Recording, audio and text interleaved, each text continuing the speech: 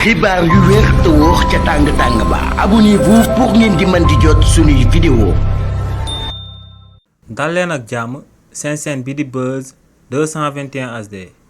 kii di Me El Hadji Diouf bokk ci avocat wu Moustapha Diakhaté yi tey ginnaaw bañ jébbalee kookee di Moustapha Diakhaté juge d'instruction bu chargé wu ci dossier bi kii di Me El Hadji Diouf yëkkati na ay kàddu daal di fësal ay xibaar yu bees yu daal di jëm ci dossier Moustapha Diakhaté bi c'est li ni mel. kii di Me El Hadji Diouf daal dina ci xamal Sénégalais yi que ne juge d'instruction bu nekk en charge ci dossier Moustapha Diakhaté bi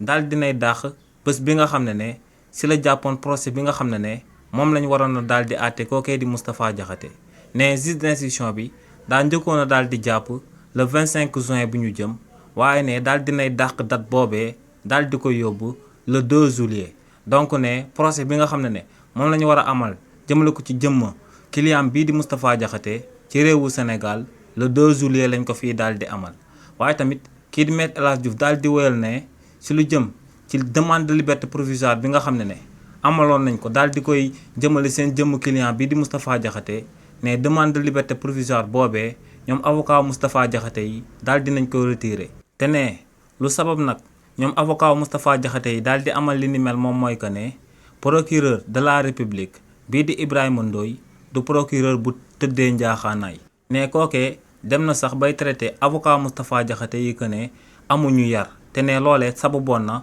ñoom itam ñu jàppanteeg moom donc ne kookee nga xam ne daa daal di wane position am te kookee ci volonté am lay dépendre ci demande de liberté provisoire bi nga xam ne moom lañ daal di introduire ne li ni mel moom moo sabab ñu daal di dindi demande de liberté provisoire boobee ndax ne même bu nekkee juge d'instruction bi dafa daal di d'accord ngir ñu daal di accordel kookee di Moustapha Diakhaté akub liberté provisoire te procureur de la république daal di bañ li ni mel kon ne demande de liberté provisoire bi dañ koy daal di rejeté donc ne li ni mel nag moom moo sabab ñu daal di yombalal procureur boobee nga xam ne tëddeewut njaaxaanaay liggéeyam daal di bañ a amal akub demande de liberté provisoire. xibaar yu wér te wóor ca tàng ba abonnez-vous pour ngeen di mën di jot suñuy vidéo.